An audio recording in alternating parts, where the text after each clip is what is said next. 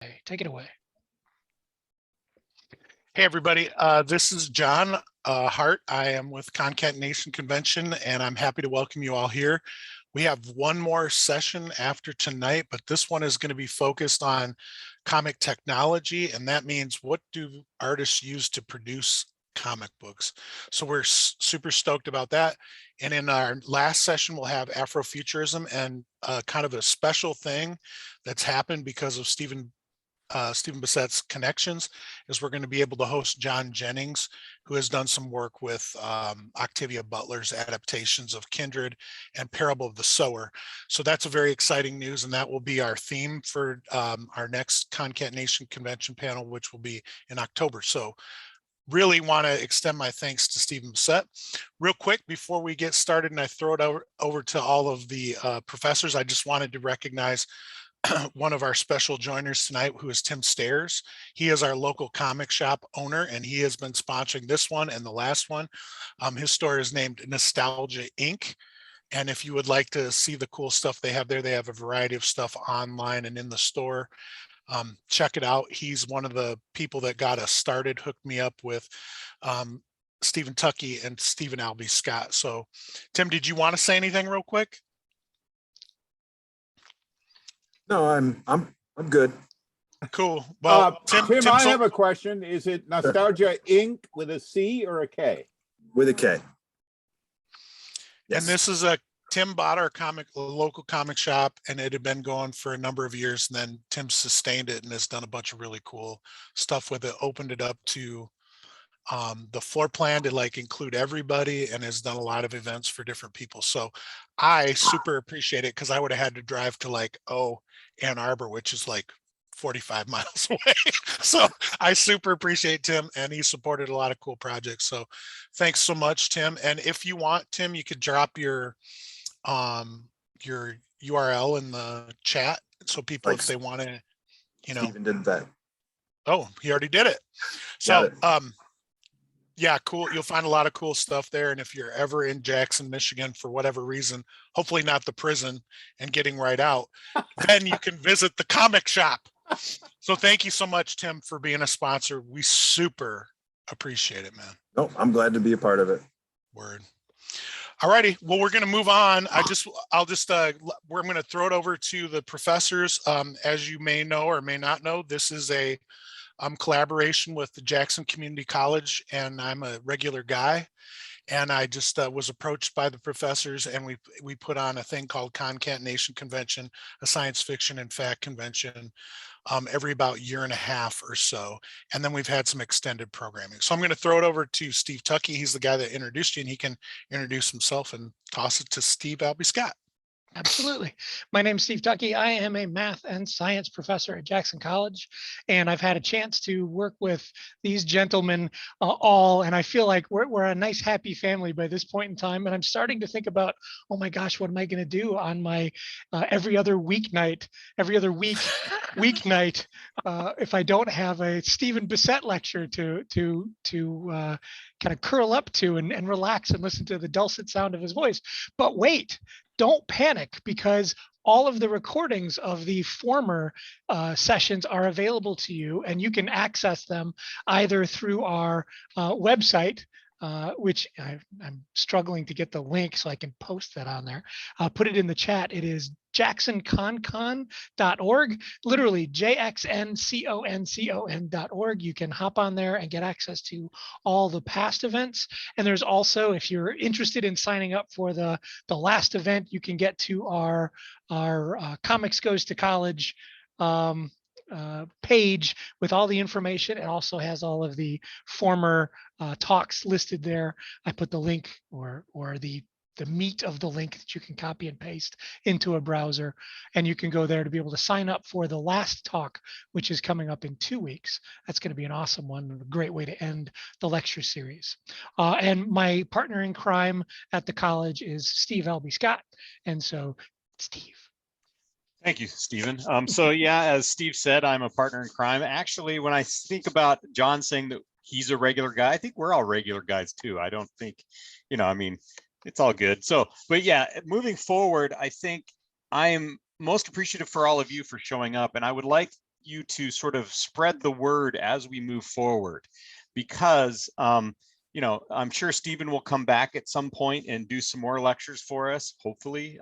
We also are going to have some other creative sort of ventures with all sorts of different media. Doesn't necessarily just have to be comics. We've done writers, and we've had you know, very famous people come. So I'm always astounded at the sort of creativity working with these gentlemen that I've worked with, the creativity on who we've actually had come to these events. I mean, everywhere from astronauts to, you know, incredibly world-class artists and writers. So please spread the word, and I'm going to turn it back to you, John. So thanks for coming.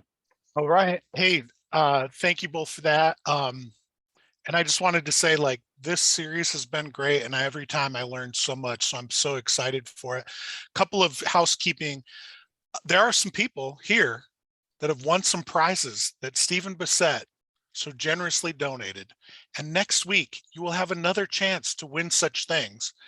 And they include copies of Taboo, a story, a book about Neil Gaiman that Stephen wrote, and a lot of cool, like, really indie projects that Stephen has been involved in. So if you want to win one of those, it's free. We'll ship it to you. You got to come next week. You have to be present.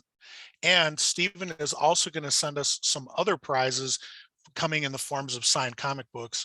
So those could be anything. So if you really want to get those, you got to be present to win, and you can come back next week. Last thing I'll just say is we do have a local chapbook of local writers that's being published, and we're going to put out about 100 copies of that. And that's one of the things that Stephen Albee Scott has referred to. We try to do a bunch of different media. Those are all people from this area, and we had a local illustrator chapter head all of those.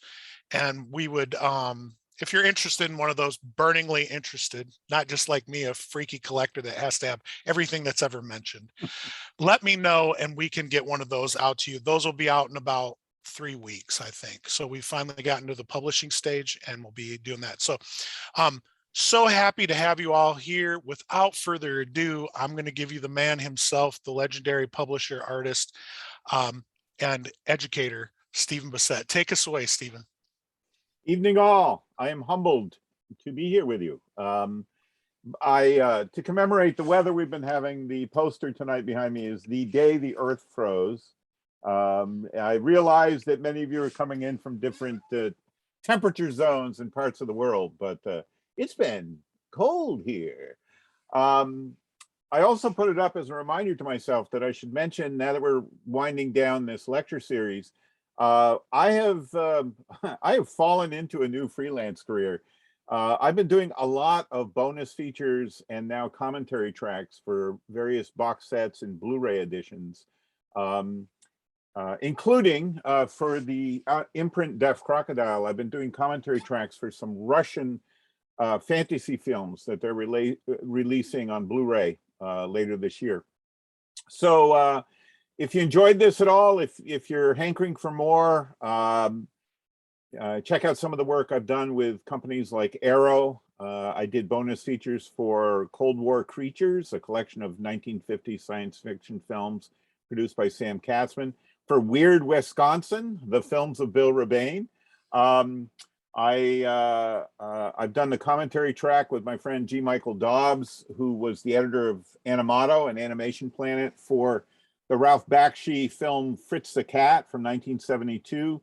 And I'm just delivering the commentary track for an upcoming set of the Count Yorga films from the early 70s, vampire movies that were big when I was a kid. So anyway, without further ado, tonight's lecture will be shorter than the others we've had, but it's brisk, it's breezy, and hopefully it will open your eyes to aspects of the technology of printing comics. It's not so much the technology of how I draw comics, it's more about how comics are manufactured and how they've been printed and produced. So if the screen share is ready, I will get into it. Oh, it looks like it is ready. Here we go. Slideshow, play from the start. Bingo. Does everybody see print and pictures? Great.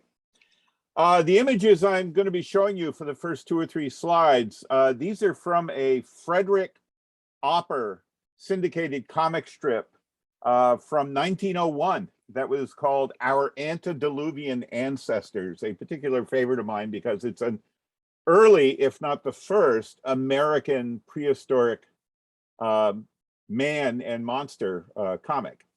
Okay, so I'm going to be talking about the evolution of the various technologies by which those of us who love to read comics have the media of comics delivered to our eyeballs and put into our hands.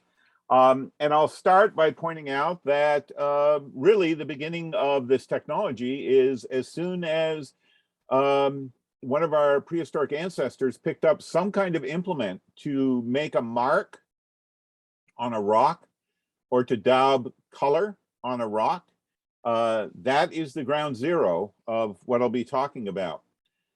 We went at some point in our evolution as a species from painted, delineated art on rock to some whiz caveman figuring out that if you carved into the rock, it would last longer than if you made marks on the rock. This is the beginning of pictograms. This is the beginning, perhaps, also of pictures as text, symbols as language. I talked a little bit about that in the last lecture 2 weeks ago on the prehistory of comics. But this was evolution in technology.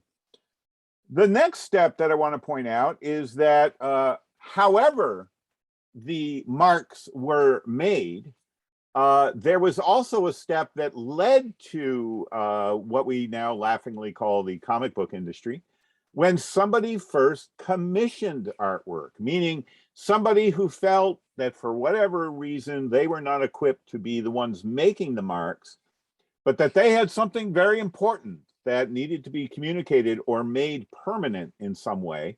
And they then commissioned another cave person who was skilled or more skilled than the commissioner believed they were to create artwork. And this was the beginning of mercantile practices being applied to the technology of art, which really is what propels everything I'm talking about tonight. The commerce end of it, the business end of it, is what inevitably propels the technology of how visual images are delivered. This is an image you may remember from the lecture on the prehistory. I'm going to be showing you 3 or 4 images that are repetition from the lecture about prehistory. You know, glyphs, pictograms, hieroglyphs, any form of carved artwork or carved language is the next stage in this technology. And as we know from the archaeological record all around the world, these kind of images are very durable. They may not survive over the passage of time, specific ideologies or religions wanting to blast them off the face of the earth. And it needn't always be a religious or political aim to blast this material off the face of the earth. Sometimes it's just sheer local bullheadedness. For instance, my very good friend Rick Veach, who grew up in the Vermont village of Bellows Falls, Vermont, pointed out to me in the first month or so that we were friends after we had met at the Kubert School in the fall of 1976, that the very waterfalls that Bellows Falls, Vermont are named after were blown up in order to install a series of dams. And that meant that ancient Native American pictograms that had been carved into the ledges of those waterfalls are now in pieces. The remnants of them can still be found downstream from where the falls used to be. So sometimes it's just, you know, the relentless path of progress that results in the destruction of this kind of otherwise remarkably permanent, durable art. We then come to the technology involved in creating portable art, in this case, portable proto-comics. And again, if you want to know more about this, I'll refer you to the lecture on the prehistory of comics that I've already delivered in this series, in which I discuss the evolution of proto-comics via the scrolls, particularly from China and Japan, including the Hungry Ghost Scrolls, which I have to show you again just because I love the Hungry Ghost Scrolls. There were also the codices, like the Codex Natal. This was another form of portable proto-comic art. These were folded rather than rolled, and these were usually animal skins that were painted on both sides, and it was culturally understood in the parts of the world that we now call Central America and Mexico, how these were to be read. They read in a very different pattern than any of the comics we have today. The next step in technology was the evolution of woodcut illustration and printing. You know, if you're going to carve something into stone, you not only need to have the correct tools, you also have to have the strength and the tenacity to follow through. And carving into wood to create wood prints requires much less strength, physical strength. It also provides a much softer medium. Wood is a much softer medium than any form of stone to carve into. And it's also much lighter, and thereby can more easily be used for the process of printing, where you would carve an illustration in reverse of the way that you want it to appear when it's pressed onto paper. You would carve your illustration, your symbols, your alphabet, whatever, into a flat wood surface, doing it in reverse so that when ink or some sort of color or black substance was put over it, that could then be pressed onto animal skin or paper.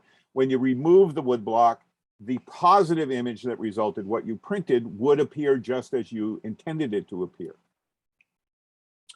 The printing press was the next logical step from working with wood blocks. What I'm showing you here is an illustration from a history text showing us the first British printer, a man named William Caxton. The introduction of the British printing press was in 1473, and William Caxton indeed is the man who kicked off the print revolution there in the UK. This led to the first really portable form in Western civilization of proto-comics, specifically the broadsheets, which again, I talked about at length in the lecture about the prehistory of comics. European broadsheets were incredibly popular. They could be printed on one side of paper, on both sides of paper, on a large enough sheet of paper that you printed on both sides. You could then fold that paper and create 4 pages or more of a very crude publication. And this became a popular, affordable, mass-produced form of portable literature and portable proto-comics. The first American printing press is shown here in this photograph. It was first used in Cambridge, Massachusetts in 1638. This particular image that I pulled for this slide is from one of the resting places for one of these presses up here in Vermont, my part of New England.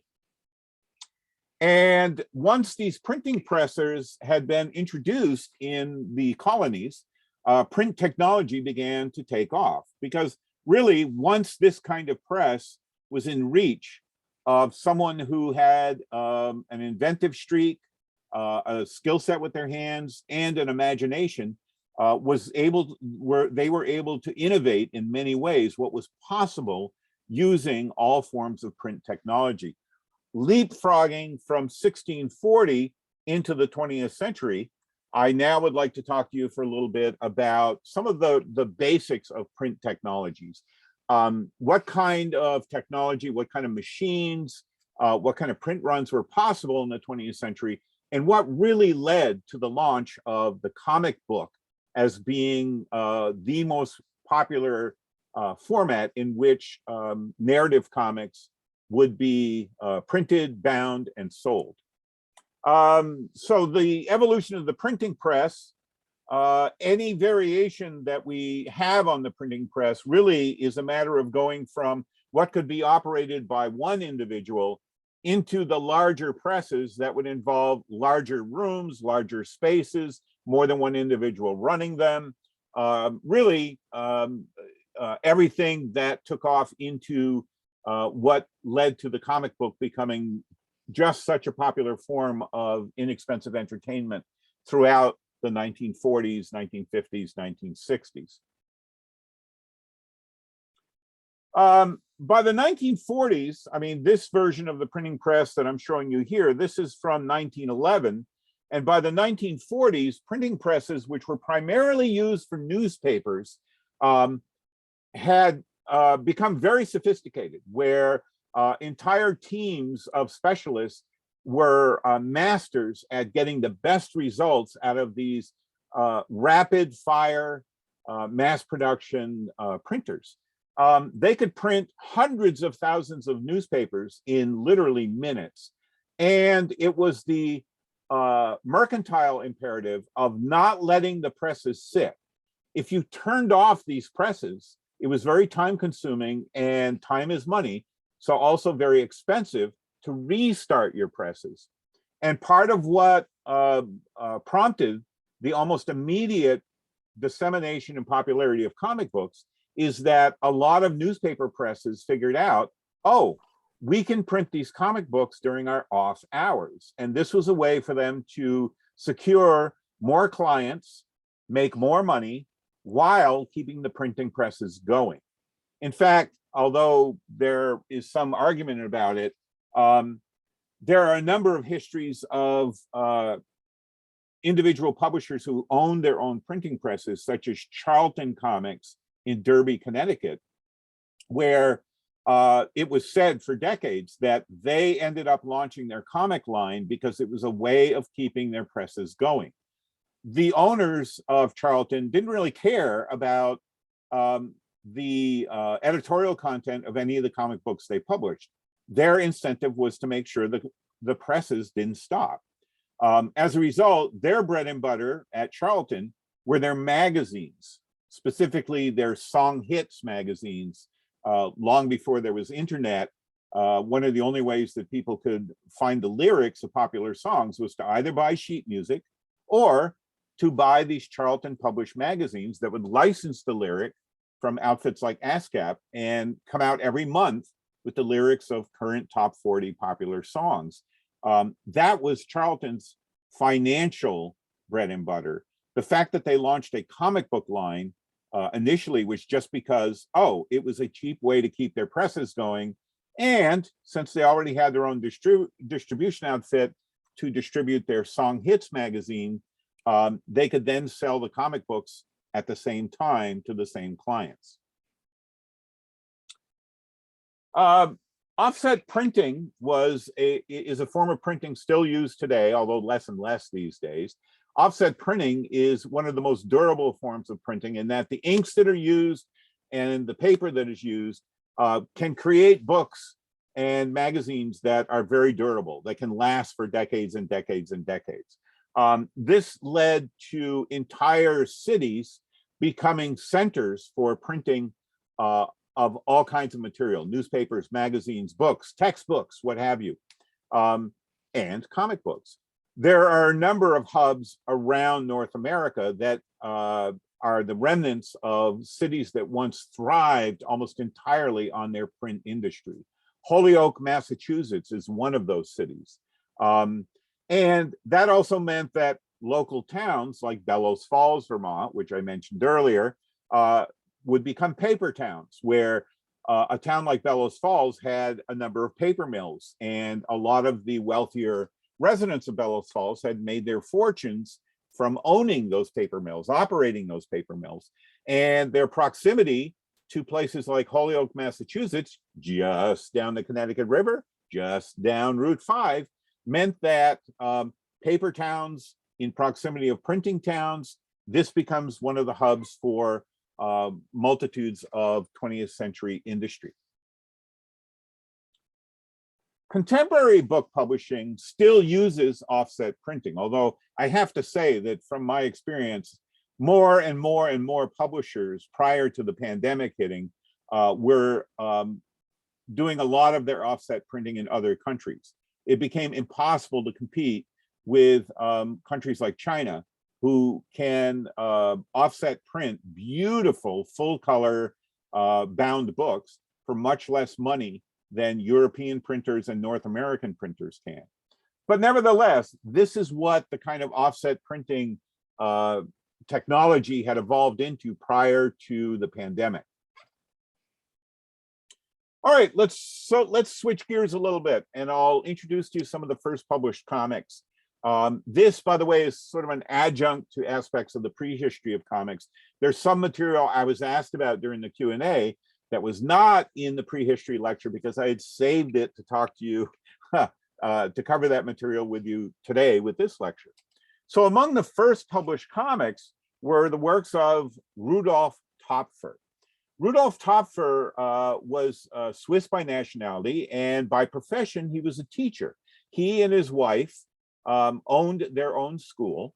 And whenever Rudolf would take scholarly trips with his students, upon their return, as one of the ways of sort of, I don't know, discussing the trip that they had all just made as a group, Rudolf would write and draw satirical comics set in where they had just been. These became real favorites of Rudolph's students, and students, as they will do, went home with examples of some of this work or talked about it with other adults. And this grew into sort of a cottage industry for Rudolf, where other people wanted to see his comics. Now, Rudolf had eyesight problems. His father had been a portrait painter, and that is what Rudolf wanted to do when he was a boy. But his eyesight was too poor, and he ended up evolving his own crude pen and ink style, drawing with crowquill pen and ink. And he had a flair for humorous caricature and depicting exaggerated action very effectively with his crude pen and ink drawings. The problem was, how were you going to reproduce this work? The earliest print versions of Rudolf Topfer's comics would reverse his drawings in order to print them. And this meant that all the action was going in the wrong direction. So they would have to reconfigure the panels. And even when they did that, this is a reproduction of one of Rudolph's comics as intended. And you can see he was very skilled at leading the reader's eye from left to right. But imagine this comic with panels 1, 2, and 3 in the same position they're in now, but with the artwork flopped. So the character with the broad-brimmed hat in the first panel is facing to the left instead of to the right. And the action in panel 2 is directed toward the left instead of to the right. And this meant that Rudolf, who had limited time, he was after all a teacher, not an artist, to make his living, and had eyesight problems. And once he had drawn something, he would much rather draw a new piece of work than redraw what he had already done. This led to his being commissioned by a publisher to allow another artist to create new engraved illustrations based on his comics. That artist, a French artist named Cham, C-H-A-M was his pen name, redrew Topfer's comics and effectively becomes one of the first inkers in proto-comics history. So if you will, this relationship between Rudolf Topfer and Cham becomes a rough equivalent to the penciler and the inker, the way that I worked, for instance, with John Todleben on Saga of the Swamp Thing, where I was doing pencils. I would have been doing the equivalent of these drawings you're seeing now by Rudolf Topfer, and Cham would be doing the equivalent of what John Todleben did, going over my pencil drawings with brush, pen, and ink to render them photographable for print technology being used in the 1980s for the Swamp Thing comic. The next artist in this daisy chain, if you will, of popular European proto-comics, although with Wilhelm Busch, I'm going to call it comics at this point, was a German artist named Wilhelm Busch. That's spelled W-I-L-H-E-L-M, last name B-U-S-C-H. Wilhelm Busch loved Topfer's work, was familiar with Topfer's work, and that of the many imitators of Rudolf Topfer. And Busch embraced the exaggerated cartooning style that Rudolf Topfer had really introduced and refined in the form, and Busch took it to another higher level of refinement. Wilhelm Busch's work is fantastic. There are collections in almost every language of his work. I love his work enough that I have some original German editions and have tracked down English translated editions of his comics. It's really just wonderful, wonderful work. Now, because of the evolution in print technology, we also have examples of Wilhelm Busch's work that was also colored, right? Some of the editions would be hand colored, but more often they were done using forms of print lithography where individual color inks would be mixed, and the pages would go through additional passes on the press, laying down those colors. It's different than the 4-color printing I'm going to talk to you about in a few minutes, in that green on the Busch, no pun intended, at the center of this illustration was a mixed ink of that color green. In 4-color printing, the way that comic books are printed, that would have been a pass with the yellow plate with a gradation of yellow, and then a pass through the blue printing plate with a lighter gradation of blue dot patterns to create the proper shade of green. When this color was being applied to the Wilhelm Busch color editions, each of those colors was individually mixed as an ink, and that was a color being laid on here with a separate plate. Now, throughout this entire period, newspapers are being printed, not just weekly, daily. Daily newspapers, in fact, many urban areas here in America, all over in England, in most of Europe, throughout Canada, had multiple daily editions where there would be a morning paper and an evening paper, okay? So the newspaper presses were constantly going. And as I mentioned during the prehistory of comics lecture, prior to the invention of photogravure and eventually the refinement of photogravure technology so that newspapers using cheap paper and cheap ink could reproduce photographs, almost all the illustrative work that would have appeared in newspapers would have been done by illustrators, by cartoonists, people who could work very quickly, people who were very skilled at working very quickly, and people who could draw anything, because they would have to illustrate whatever the current news story was that needed an illustration. And in some of those publications, like the Illustrated Police News, the covers really were comics in and of themselves with an illustrative narrative form of whatever the major crime was that was discussed in more detail in the text articles inside of that issue. This also coincided with the rise of the satiric comic magazines, particularly in England, the rise of Punch, one of the most popular humor comic magazines in the world. Punch was published out of London and had an amazing stable of cartoonists, both on staff and freelancer cartoonists who contributed to Punch. And Punch was so popular that it was imitated everywhere in the world. I had mentioned to you during the lecture on the history of manga how there were issues of China Punch and Tokyo Punch and so on.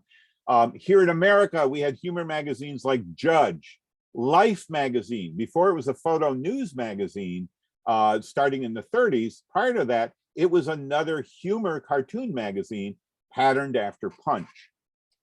Also at the rise of the satirical publications, we also began to see the rise in newspaper comic strips, particularly the Sunday comic strips. And as I hope I've already communicated in earlier lectures, this was not a form invented in America, which was a oft repeated myth in very erroneous comic histories for decades and decades.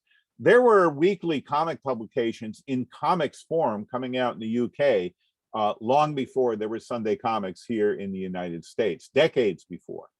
But okay, let's go with it. Let's talk about what is considered the first popular American comic strip, The Yellow Kid by R.F. Outcault. Why is the Yellow Kid yellow? Well, the technology associated with printing color comics at this time had a hard time finding a proper consistency of yellow ink. And what would happen is the yellow ink would tend to gum up the presses, stop the presses, which was disastrous, right? You can imagine that every time you're trying to print off hundreds of thousands of copies of your Sunday edition of the newspaper, if one particular ink is constantly causing problems because it's too thick or it clogs up the works, you have to solve that problem because yellow is such a key primary color that you can't really do 4-color printing without the color yellow. So the reason the Yellow Kid was yellow, R.F. Outcault didn't color this character yellow initially. It's because the printers decided to use the front cover of the Sunday comics as their test page in experimenting with what consistency of yellow ink would run through the presses without trouble, hence the Yellow Kid. There's also apocryphal stories associating the name of the Yellow Kid with yellow journalism. And I won't go into the validity or the non-validity of that argument, but it is interesting that that becomes one of the sort of myths that also emerges out of the popularity of the Yellow Kid because of who published the Yellow Kid in the New York newspapers. As I mentioned earlier, it was the need to keep those newspaper presses going. And I mean 24 hours a day, never stopping. Don't let the presses stop.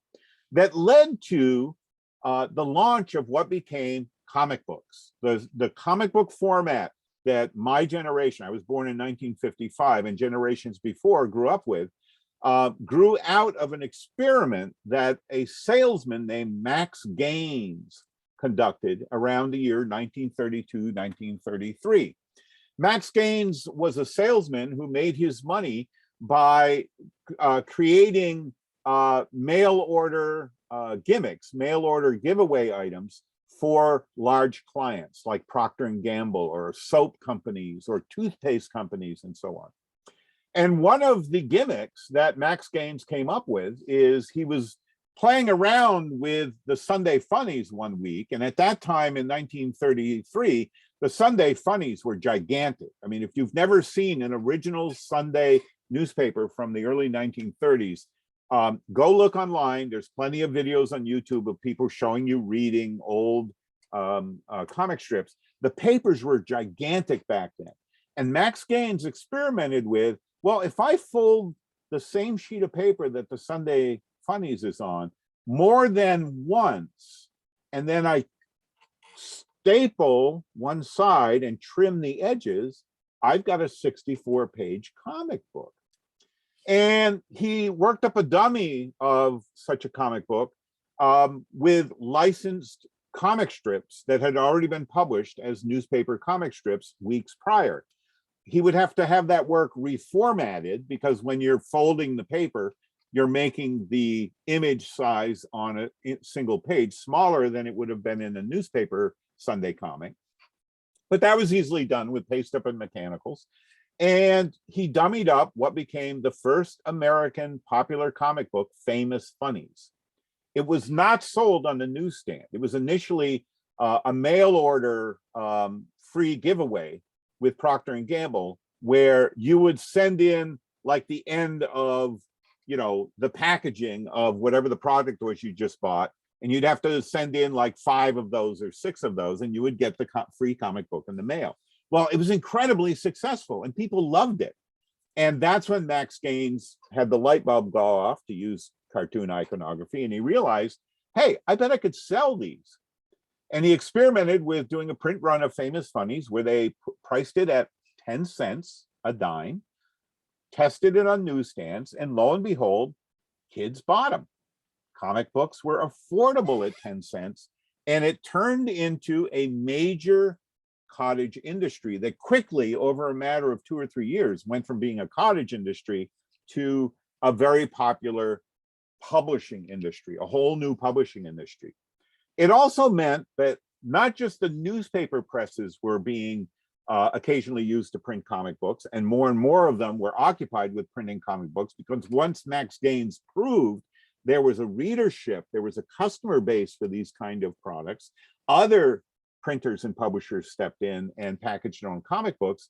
And by 1938, with the introduction of Superman on Action Comics #1, it turned into a million copy selling industry for individual titles that were particularly popular. Okay, so let's get back to the technology aspects of this talk tonight, which is, how were these comic books printed during the 20th century?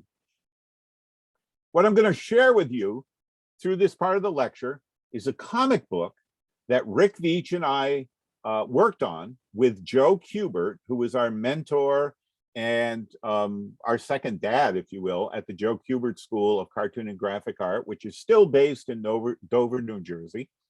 Joe would get outside work, and for those of us who wanted to participate in the work-study program after hours at the school, we would occasionally get to work on projects like this. And Rick Veitch did a lion's share of the work on this project. And if you're at all familiar with Joe Kubert's drawing style from Tarzan of the Apes, Sergeant Rock, Enemy Ace, Hawkman, you're going to recognize that Joe's hand was pretty heavy on these pages I'm about to show you. So this was a magazine, a comic book magazine that was published by World Color. And at the time we did this project in 1976-77, World Color was the largest printer in North America of comic books, dedicated printer to comic books. And this was a comic book entitled Magazine Land USA, published by World Color Press. They were based in that time in Sparta, Illinois. And they were based in Sparta, Illinois, because it was geographically fairly central to North America. They could easily ship out of Illinois to all parts of North America, including clients in Canada. So let's take a look at this comic magazine. This will also walk you through how by the 1970s, the process of creating comic books from the beginning process of the editor and writer brainstorming a comic had been industrialized. By the time that I was working on the Saga of the Swamp Thing with writer Marty Pasto and then writer Alan Moore, with fellow artists John Totleben, Rick Veitch, other artists who worked on the series with us during that time would include Stan Walk, Sean McManus. We took over the comic from Tom Yates, who was the artist on Saga of the Swamp Thing 1 through 15. This is how industrialized the process was that we were working by. I also want to emphasize to you all again, and I'm sorry if I sound like a skipped record at times in these lectures, this is before home computers. This is before the internet. This is before fax technology existed and was accessible to us. This is at a time when every comic that was put together involved moving scripts, pages of original art across vast distances of North America from the homes of different freelancers that were doing pencils, lettering, inking, and so on. And they had so industrialized and streamlined the process that they could accommodate the fact that freelancers like myself lived very, very far away from where the editors were in New York City or on the West Coast for a publisher like Gold Key, or from the printing plants themselves like World Color in Sparta, Illinois. Okay, I'm not going to read these pages to you, even though I could, and that would prolong this process tonight. I'm going to talk through them, and I'll trust you to scan over the panels with your eyes, and if I'm not too distracting, maybe even read some of these panels.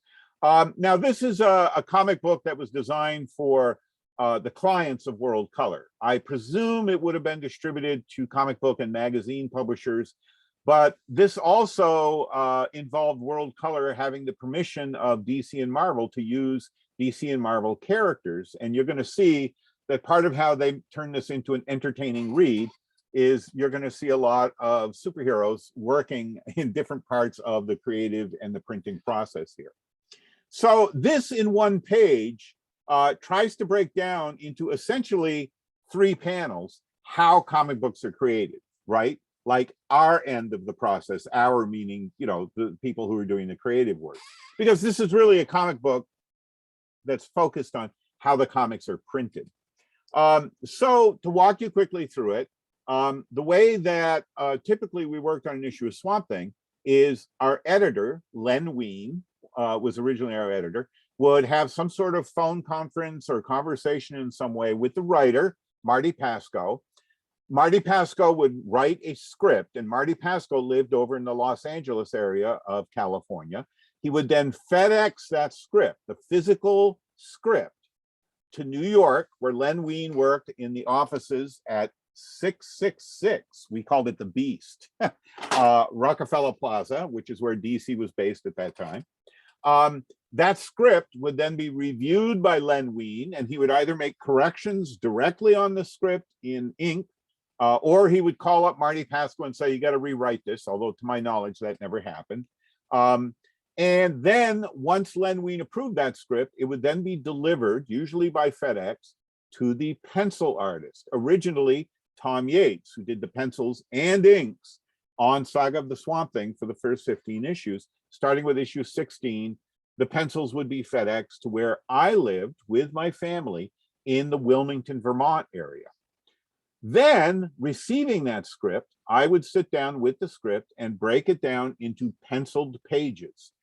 As I did the penciled pages, I would say every 3 to 5 pages, I would FedEx those pages off to my editor, Len Wein, again, in New York City. And Len would go over those pencil pages. I also carefully delineated on those pages where the lettering went. And I had already mastered by the time I graduated the Kubert School, doing the lettering the size that the letterer was going to do it on the original art. So I would actually block in all the word balloons and all the captions. I saw it as part of my job to place those balloons and place those captions. And if you want to know more about that process, on the archived recorded lectures, go to the first or second lecture that I did as part of this series where I talk about the storytelling process. Then, once Len Wein approved my pencils, they would go to the letterer, John Costanza. John Costanza would letter the pages. They would go back to Len Wein. Len Wein would proof those lettered pages, make any corrections necessary at the production department, right up there in the DC offices. And then those original pages would be FedExed to John Toddleben in Erie, Pennsylvania. John Toddleben would ink the lettered pages, and they had to be lettered before they were inked because the letterer was also drawing in the word balloons and captions. You don't want the inker wasting time inking parts of illustrations that will be covered by word balloons or captions. So you have the lettering done first. Then once John Toddleben finishes inking those pages, they are then FedExed back to New York City, where Len Wein looks over the inked pages. If everything's hunky-dory, if nothing has to be redone, he then has them photostatted in the production department, and they would prepare black and white photostats that were washed off so that the colorist, Tatiana Wood, who would come up to the DC offices in person, pick up the issue once it was ready to be colored, and then Tatiana Wood would do the color guide where she would use Dr. Martin dyes to color those photostats, and she would have to label every color area precisely what color it was going to be. And then those color guides went to the color separator, who had to hand cut using Ruby Lith, a self-adhesive plastic sheet, would have to hand cut all the color separations. That's what they're covering in this page right here. Here's a delineation of the pencil process, then going to the ink. It's interesting that they're using a Bernie Wrightson Swamp Thing image here because Bernie was one of the few people at DC in the 70s, along with artists like Mike Kaluta and Joe Kubert, who would pencil and ink their own comics. So there weren't separate people working on some comics at that time. By the time we were working with DC in the 80s, they were trying to break that up. They didn't want the same person penciling and inking on a given page for legal reasons. Then Superman finishes the inking, and we get into the production process. Now, at this point in this comic magazine, they're going to walk us through how the production process was done. And this, again, remember, is pre-internet, pre-home computers, where everything had to physically be handled in the production department at DC in this case. The artwork would be photographed on these large stat cameras, which you see in panel 1. They were essentially flatbeds the size of a kitchen table that they would lay the artwork on. They would photograph. The camera was above the artwork, mounted on the ceiling. And then using the photographed black and white photostats, they would create the printing plates.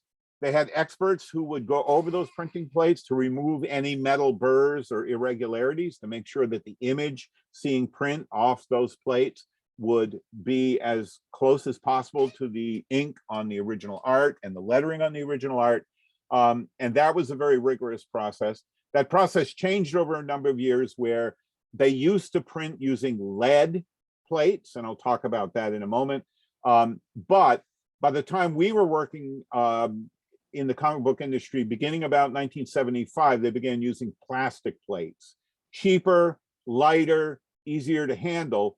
The difference between metal plates and plastic plates is heat is generated when those printing presses are grinding out hundreds of thousands of pages in a minute. And the heat generated by those presses moving over paper would actually deform the clarity of the lines on plastic plates in a way that they didn't on metal plates. So whether they're using plastic plates or metal plates, those plates would be prepared so that they could go on a roller. And you would usually have a roller that would have a multitude of these plates on it, so that a single run of a large sheet of paper going through the press is actually printing all the pages necessary on one side of the paper. And that paper is continuing then to another press where the other side of the paper is printed. And when it comes off that second press, both sides have been printed on. That is the comic pages that are going to be folded, stapled, trimmed. And by the way, Batman and Robin didn't run the presses. Again, that's just for the benefit of this comic. Now, the printing and binding process is pretty elaborate. And the kind of machines that were being used at this time were gigantic. This image is drawn by Rick Veitch. That's a Joe Kubert figure in panel 1. And the background machine was penciled and inked by Rick Veitch, working from a photograph of the actual binding machines that were used at World Color. They're using, at that time, just gigantic rolls of paper. I mean, millions of tons of paper were going through World Color on a weekly basis. And no, Wonder Woman did not, see to the paper being handled. They had streamlined and industrialized the process to the point that once those comics came off those printing presses, they were ready to be bound. Those binding machines would fold the paper in the way it was supposed to be. Comics by this time were 32 pages instead of 64 pages. They had also gone up in price to 25 cents at this time, way up from the 10 cents that comics sold for in the 30s all the way up to the early 60s. The top 3 panels are not showing you how the books were put together. They're saying, can you imagine what would happen if all this were being done by hand? And then we're showing you the kind of bindery, the machinery involved with the folding and binding and stapling and trimming of the comics as they go out there.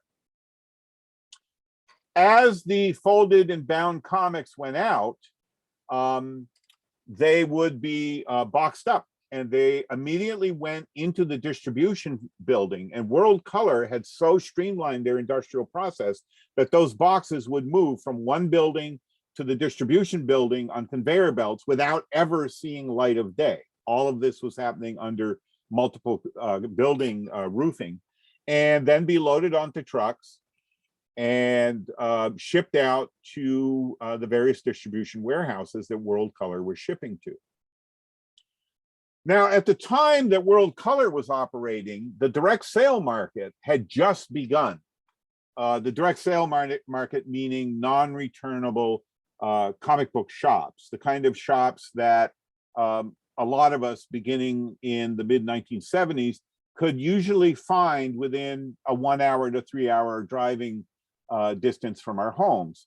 The closest comic shop to me when I was at Johnson State College up in Johnson, Vermont, was in Boston, Massachusetts. We would have to driven from Johnson to Boston.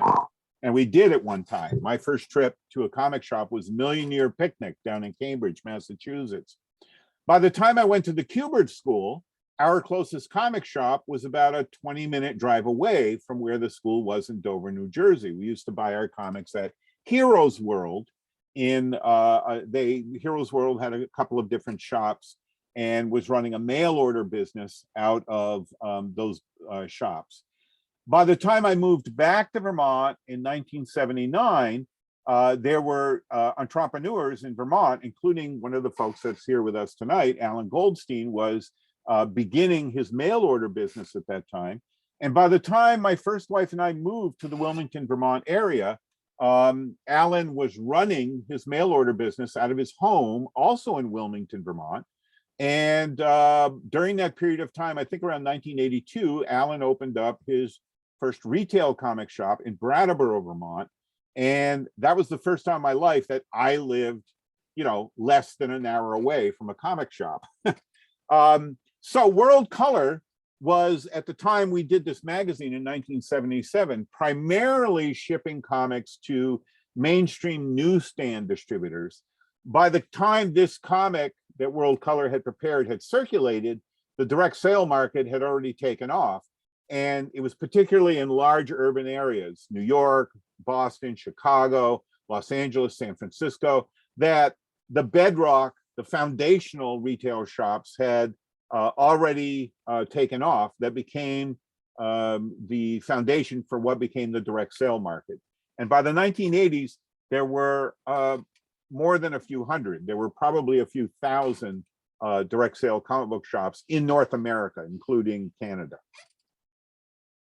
Okay, new formats, new technologies. Everything began to change right around the time we did that comic for World Color. In fact, by the time I was publishing Taboo in 1988, World Color was essentially almost out of business. They had begun to lose their footing to more competitive new print technologies that were emerging. And we, in fact, were printing almost every issue of Taboo up in Canada because more and more competition for outfits like World Color began to spring up. And by the early 1990s, an outfit called Quebecor up in Quebec was printing almost all the 4-color comic books, and they were eclipsed and knocked out of the business by the end of the 90s. So the revolution in print technology, the new formats, the new means of printing, and faster means of distribution changed everything about how comic books were printed and distributed.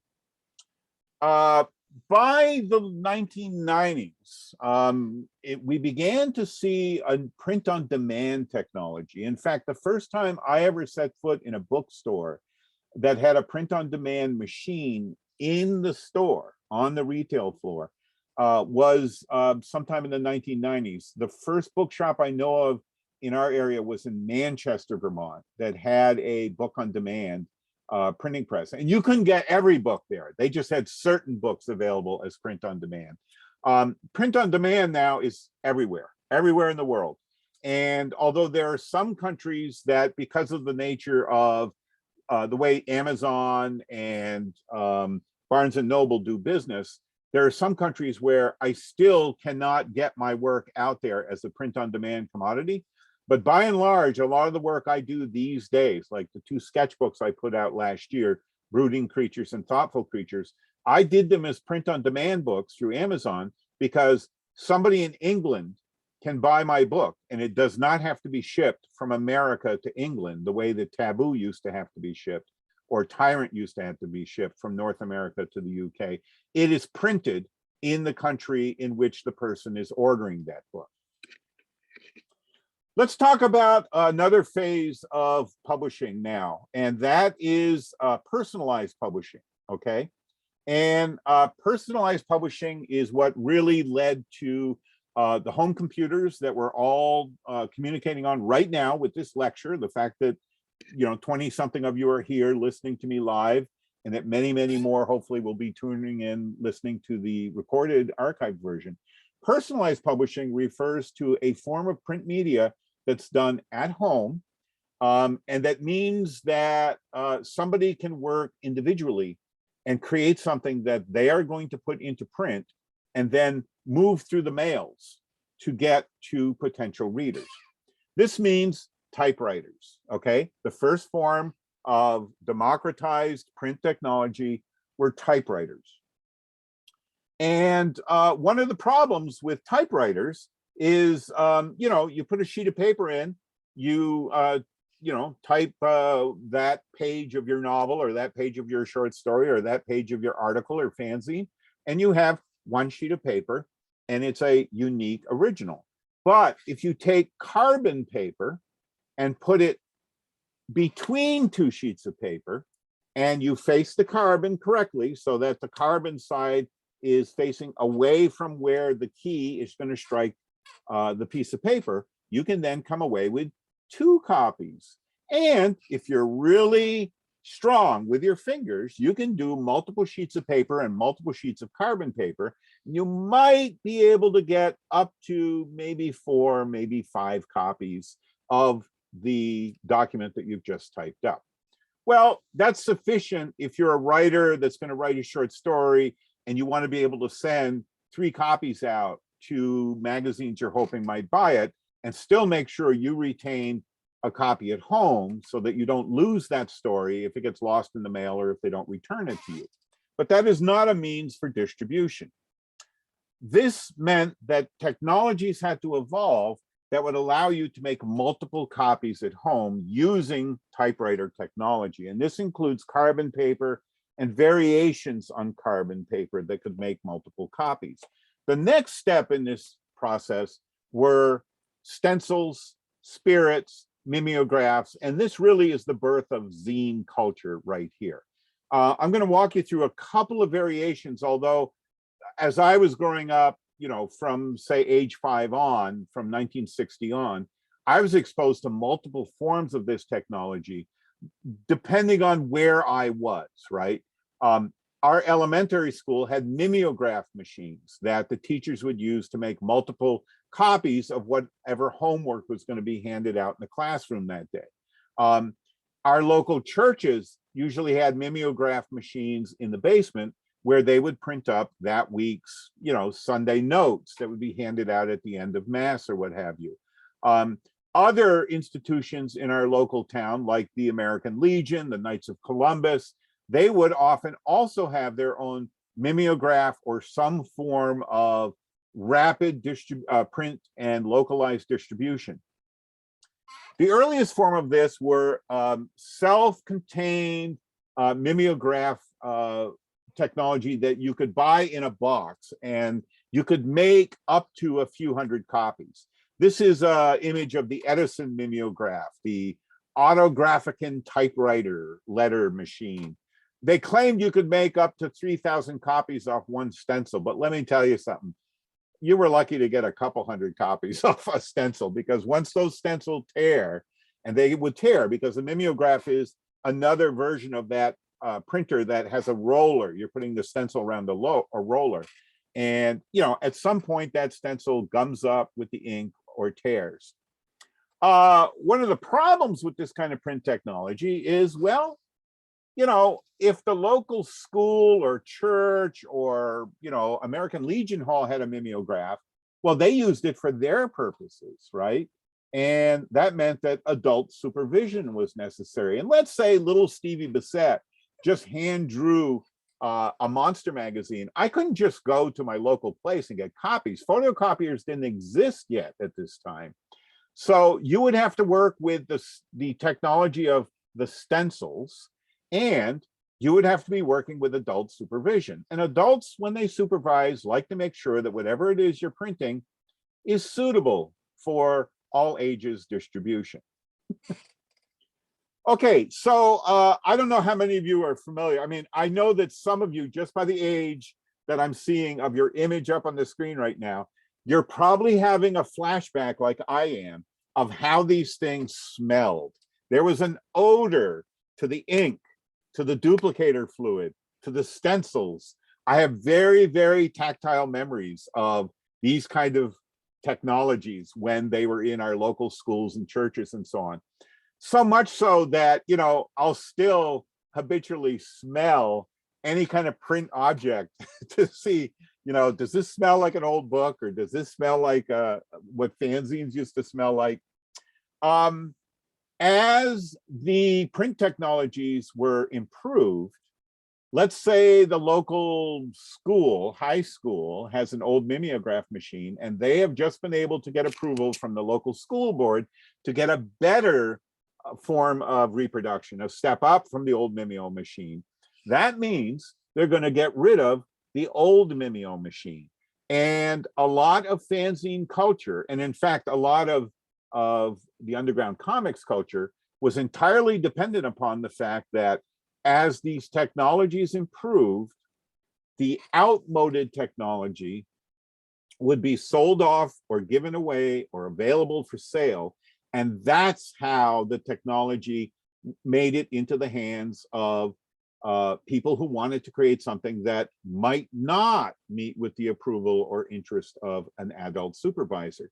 By the early to mid 60s, it was possible for teenagers to be able to afford collectively owning a mimeograph machine. And this is how a lot of fanzine culture took off. You know, this kid has the kind of look on his face that a lot of us probably had who worked on the high school yearbook or the local school newspaper. But, you know, some of these old machines, especially the ones that were hand cranked, the one he's using here could be operated by a single person. Once these outmoded technologies were in reach of youngsters, this is when we saw the explosion of zine culture. These kind of machines were advertised everywhere. This is a page from the Saturday Evening Post, one of the best-selling weekly photo news magazines that combine news and fiction, nonfiction articles, and so on. Here's an ad from Saturday Evening Post for the new mimeograph machines. This technology was everywhere. And once it was available in reach of younger potential creators, that's when we began to see the first wave of fanzines, which were science fiction fanzines. Science fiction fanzine culture is the beginning of North American fan culture. There's other examples I could give you. There's a long form of this lecture I used to give to my classroom where we covered poetry zines and other literary zines and the surrealist and the Dadaist using print. But really, in terms of comic book technologies, the beginning of fanzine culture is when teenagers, including future creators like Siegel and Schuster, the creators of Superman, could make their own science fiction fanzines. And if you've ever seen any of those early science fiction fanzines, you know, they might have a cover that was mimeographed and interior pages that were done using carbon and typewriters. They would have multiple technologies because they would constantly be looking to upgrade how they could put together their zine. By the time we get to the early 60s and we see the first comic fanzines, the beginning of comic book fanzine culture is really in the 50s, after the collapse of EC Comics after 1954, when the Comics Code Authority essentially outlawed, made it impossible for publishers like EC to continue publishing Tales from the Crypt, Vault of Horror, and so on. And Mad went from being a comic book to a magazine to elude the reach of the Comics Code. That's when we saw the first comic fanzine culture begin to emerge. And by the beginning of the 60s, there were fanzines like Roy Thomas's Alter Ego. And as you can see by this cover of Alter Ego, Roy ran this through this sheet of paper for this cover through his copier no less than 4 times to be able to reproduce these different colors. The democratization of offset printing was a little different because offset printing presses are much larger. They're more expensive. They involve a more sophisticated mechanical knowledge being applied in order to operate the press. So the democratizing of offset printing began when these kind of Liberty platen printing presses that operated with foot or steam power, essentially the way old sewing machines operated, where you would pedal them. This is the beginning of offset printing being democratized. By the time the first underground newspapers began to appear, probably around 1964, 65, and by 1966 and 67, every major North American city had its own underground newspaper or newspapers.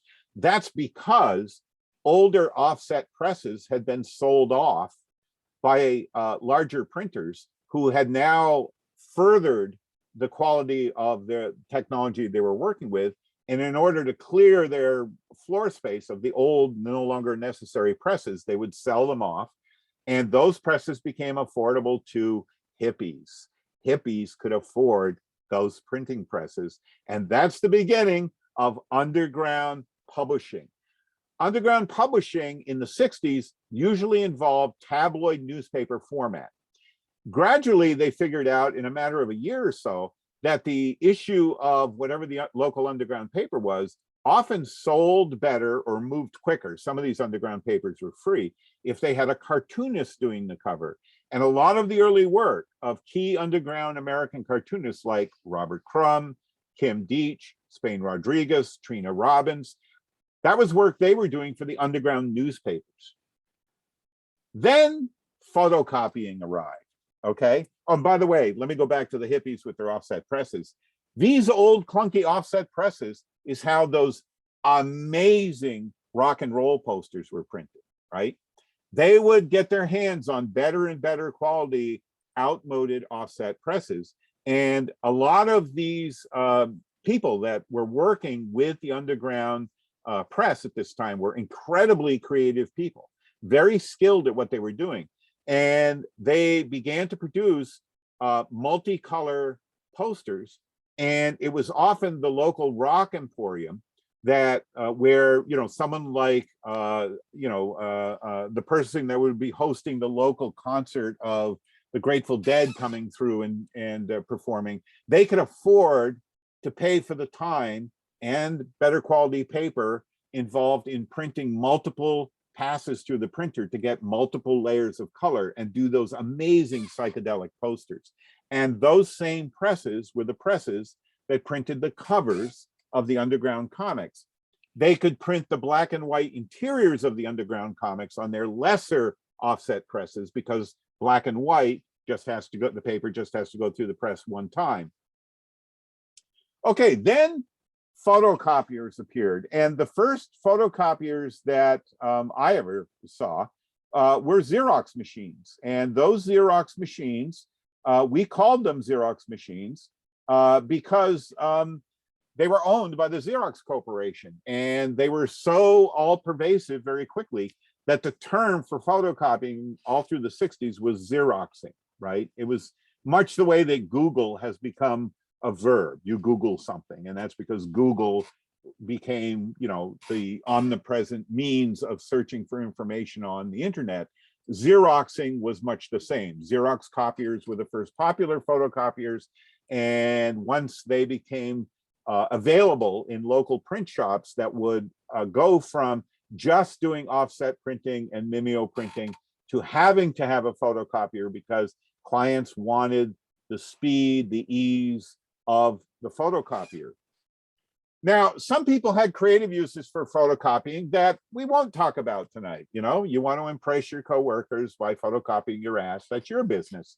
But it also meant that permission to use photocopiers was less and less of an issue. If you had a local sympathetic printer with a photocopier and you figured out or were instructed how to prepare a mini comic so that you were drawing on sheets of paper to accommodate it going through the photocopier twice and being formatted correctly so that being printed on two sides of the paper, you could then fold it and staple it to make a mini comic. This turned into the mini comics revolution. And a man named Clay Geardes began producing a mini comic newspaper a newsletter that he sent through the mail. And Clay set up a cooperative where he said, look, anybody out there who wants to make a mini comic, if you can't get it done because you live in too small a town or your local printer is, does not allow you access to the photocopier because of the content of your mini comic, send your mini comic original or a copy of your mini comic original to me and I'll print them for you. And Clay Geardes became the guru of a mail order mini comics revolution that really flourished in the 1980s in particular, because that's when photocopying became super accessible. Among the creators who contributed to that mini comics revolution, who were part of that movement, who went on to produce work that became a worldwide phenomenon, were little regional cartoonists like a teenager named Kevin Eastman and an older cartoonist named Peter Laird. A lot of their first printed work were the mini comics that they created or contributed to. Other mini comics creators include Chester Brown, who now is one of the world-renowned graphic novelists out there, based now in the Toronto, Canada area. When I met Chester, he was closer to Montreal. He was in Quebec. So the mini comics revolution should not be underestimated, right? A lot of our best-selling creators working right now in the graphic novel field, their first work were mini comics they hand drew and reproduced on a photocopier and distributed through the mail. The future is here. Okay, this is a satirical photograph from 1954. This is not an actual representation of what it was believed home computers would look like. This is a satirical illustration of what a home computer would look like in the year 2004. This appeared in one of those popular science magazines in 1954. For years, people would look at this photo and say, oh, this is what they really thought computers would look like. I tracked down the magazine. It was a piece of parody, but it's a hilarious piece of parody. I love the steering wheel in particular, right? But, the level that computers were at in 1954, I mean, all of you have seen science fiction movies, TV series from the 60s and so on, where these massive computers would be the size of 3 buildings, and there's more power in your little handheld digital device that you carry around right now than was possible in Colossus, the Forbin project, or HAL, 2001: A Space Odyssey's computer that ran the Jupiter 2 mission. But anyway, this is a funny photo from 1954 to illustrate what some people, believed home computers might look like down the road. Well, this is the actual first home computer. This is the first Apple computer, hand constructed, created with available materials, very crude in design, but quite efficient in its way. And I remember the next stage. I remember when a couple of my writer friends had these. I don't know if any of you out there watching this and listening to this right now had these. These were the earliest form of home computers I remember seeing. These things weighed a ton. If you dropped this on your foot, you were on your way to the hospital, and you probably busted your very expensive computer as well. The early laptop computers also appeared around the same time that home copiers had begun to appear on the market and were affordable. I'm not the only person out there who had a home fax machine as well. By the time I was working on my first issues of Tyrant in, God, what year was that? 1992, 1993. I had a used photocopier I had been able to buy that I had in one room of my rented house. And I worked at First Run Video, where the computer technology that was available in our basement at First Run Video allowed me to format 3.5-inch floppy disks with the articles I wanted to publish in the back of Tyrant number 1, 2, 3, and 4. And again, my friend Alan Goldstein walked me through how to do typesetting. With the first issue, I think Alan typeset that whole issue because I didn't have any idea what I was doing. But by issue 3, I could, do most of the typesetting, get help with some of it. And really by 1993, 94, 95, a lot of the publishing being done in the comics field was being done by people who could do most of the operation one way or another in their home studio or office. We would still have to do paste up and mechanicals and work with a printer who we shipped our paste up and mechanicals on paper, on board, and shipped them to the printer, who then did the photographing, the preparing of the plates and so on. But by the mid-90s, also almost every self-publisher I knew was doing a large portion of their work either at home or at home and in a local workspace they either worked at or had access to. Then the risograph press really kind of took off at the beginning of the 21st century. In fact, there's still a lot of people using risograph right now to self-publish at home. These machines, like any form of home print technology available to anybody, you know, it's a double-edged sword. You can get really good results from these, or have really horrible, you know, messes in your kitchen or office or living room or wherever you've set it up. But risograph became a very popular mode of self-publishing, particularly during the time I was teaching at the Center for Cartoon Studies between 2005 and 2020. You know, a lot of our students, more of our alumni, at some point or another had a risograph press. And again, it was a print technology that had sprung up, become popular, was being disposed of by people who were getting rid of their risograph machines, which made them affordable to poor, impoverished cartoonists who wanted to self-publish, and that cycle ran through again. These are the kind of photocopiers that are everywhere right now. And part of what was amazing to me about our print lab at the Center for Cartoon Studies is our students, beginning in 2004, working with machines like this, and we have, you know, upgraded versions of this kind of photocopy technology in the basement at the Center for Cartoon Studies. The students can produce complete magazines, comic books, mini comics by hand drawing them, scanning in the work on the scanners, and using the computers that are right there across the room from the photocopiers, and then digitally send that information to the photocopier, and they can print out full color comics using the photocopier. And some of the photocopiers, the higher end ones, can actually fold and staple as well. This is amazing, right? This was unthinkable prior to the 21st century. And now this technology is everywhere. As a matter of fact, when I give this lecture or a variation on this lecture to the students at places like the Center for Cartoon Studies, I always end with these slides, right? This is one of our now alumni, Sean Ford, assembling an issue of a comic that he printed out using the print facilities at CCS. We also had students and alumni at CCS. This is a photo of Alex Kim on the left, who could then use our silkscreen, old method silkscreen printing, to create unique covers or to create a bag. This was an oversized comic that a group of the students put together called Sundays, because they so fell in love with the enormity of the Sunday pages that I brought into the comics history class that they wanted to work on that scale. And they made their own comic magazine called Sundays that was the size of those early 1930s Sunday pages.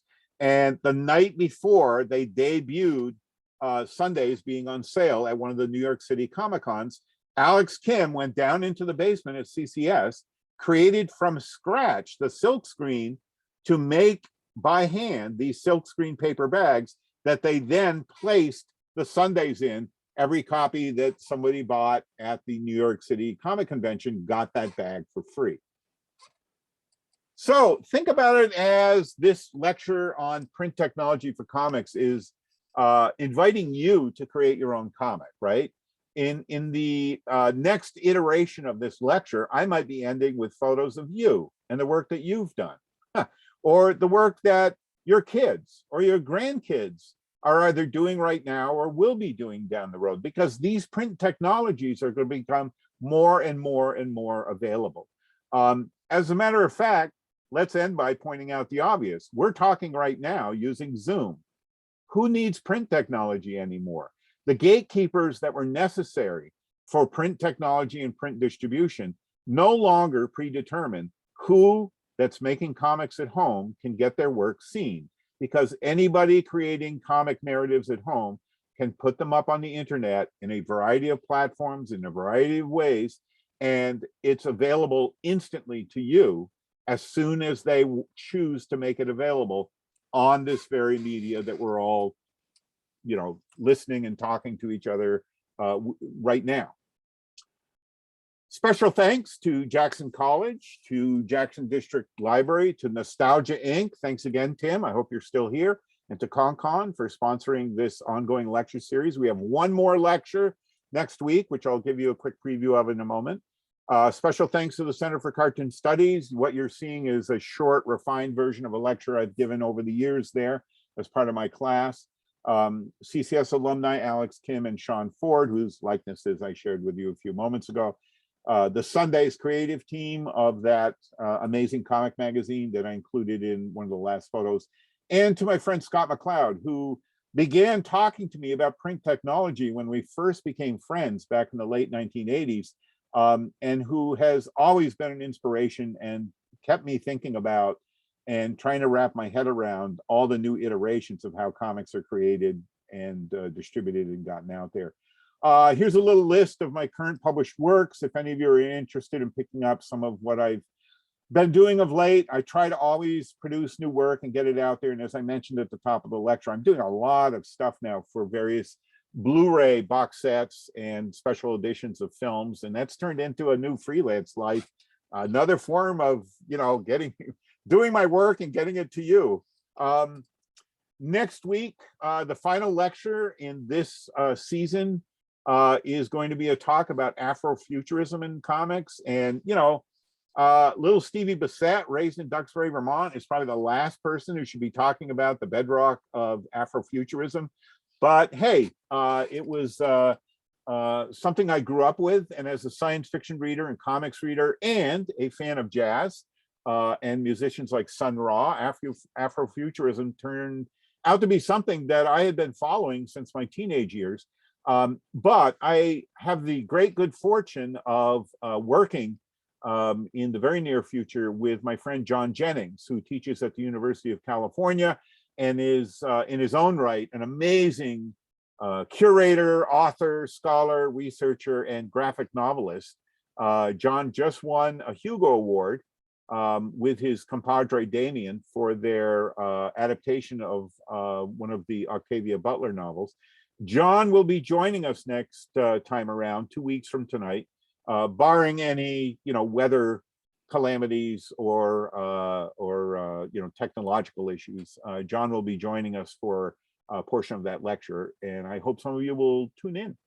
And without further ado, you can access any of these lectures, including tonight's lecture, online. The website's right there. It's also been emailed to you all. I also share this information regularly on Facebook. These lectures I've been doing have been a great pleasure. They have been recorded and archived, and you can please make use of these, share them around, get it out there. I'm doing this in part because this kind of educational work is very important to me, and I very much want to share whatever I can while I've got time on this planet to do it. And it's been a real honor and privilege to do these with and for you all. And I can now take questions. I will stop the share. I hope you enjoyed tonight's lecture, and I tried to keep it shorter than usual. So no, it was great, man. Thank you so much. So John, let me jump in real quick. Stephen, I actually was going to springboard off what you were talking about, saying that we now can see all these comics online. But one of the issues that I know, talking to friends of mine that do comics, is getting paid for the work that you do. Hey, and that's a big one. Yeah. So my question early on was, what do you think about the NFT movement in the comics industry for basically getting paid through cryptocurrency for the work that you're doing, and then it's a non-fungible token that you receive, so you get a book, and I don't really know how it works, quite honestly. I actually tried to get the people from Cardano who were doing this kind of stuff, but they never got back to me because they probably thought it was, that's the problem with NFT. That's the problem with NFTs. Nobody gets back to you. Yeah, so I'm curious what you think about that. That's basically what my question was. That's a great question. We're already seeing multiple revolutions in how moving currency around has moved out of the realm of banks per se and money as we all grew up with it. Old timers like me, I'm suspicious of it, right? I got invited early on to create MFTs and I don't want anything to do with it. It looks to me like another variation on a pyramid scheme of some sort. And it hasn't been around long enough to really, be able to look back in hindsight and see what the hell is it. But some of these artists are making $1 million. Like they haven't made Sure. any money, and suddenly, they're making. Have all they this made money. it? Well, here's my question. Have they made a comic yet? Right? I don't know if they've made a comic yet. I think Well, they've that's just done it. I mean, images. I think they've done images. I'm in this as a storyteller, right? I'm more power to the people who can just create an image, put it out there, and make millions of dollars. God bless you. I wish I'd done it. I also should have been a doctor. Okay. But point being, I want this, right? I'm still a creature of tactile, read a book, right? If the power goes out, and my wife is reading a novel on a Kindle, she's got a problem I don't have. I just need a flashlight, a chair, or be able to lay in my bed on my side with my book and I can read my book. I'm a storyteller. I'm sure people are using NFTs to create visual narratives where you have to invest in the visual narrative by buying multiple NFTs that then can be read in sequential order or variations of sequential order. I'm sure we're going to see countless variations. But I'll tell you, as a comic reader and also as a scholar of comics history, I'm already seeing very clearly problems with crowdfunding, right? Let me give you an example. And wonderful work is being created using crowdfunding. Work that no publisher would support is seeing print and being distributed thanks to crowdfunding. And crowdfunding, like Kickstarter, combines what used to be separate industrialized processes, okay? When you put together a crowdfunding, you are pre-promoting, promoting, pre-distributing, and funding, and then printing your project, putting 5 steps into a single process. The problem is this, and I'm sure this has happened to all of you. You hear about something where you go, wow, I'd really like that. And when you go and look, it's all over, baby. You missed it. It's not available anymore. Speaking of that, Stephen, John McCrae actually did that last year. We had him here, and he actually did a crowdfunding thing that we helped him with, thinking that would be great. And that's exactly what happened, is we ended up sort of just dwindled away. Well, and once those copies ship, I mean, most people do crowdfunding and that's the print run. That's all that exists. And that I'm even going with the faith that people do crowdfunding and then actually produce the work. I mean, we've all been burned with crowdfunding we've invested in and we got nothing in the end. But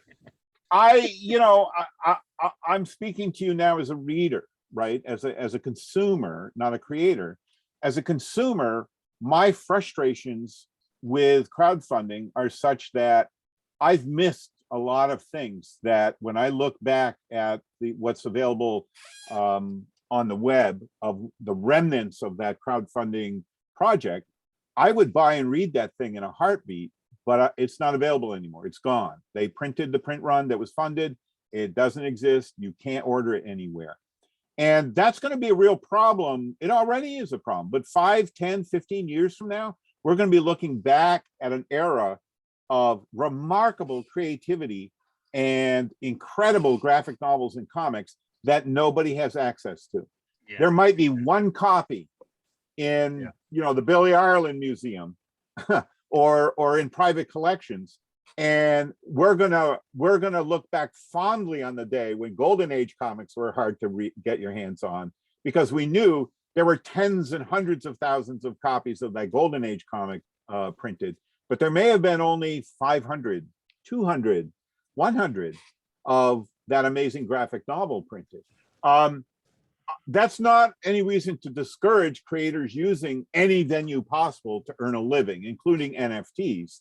But what's going to be left of NFT? What will be the tangible footprint of NFTs, right?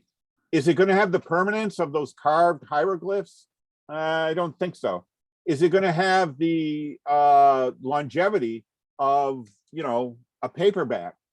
We don't know yet, but I don't think so. Since it's a non-fungible token and you only have one copy, it's going to be the length of that hard drive. That's it. And then when that hard drive's done, you're gone. And how long will people continue to invest in it? You know, is a big question too. I mean, I'm old school enough that I resent streaming. You know, my wife and I watch TV streaming because my wife loves a lot of programming that we wouldn't go and buy.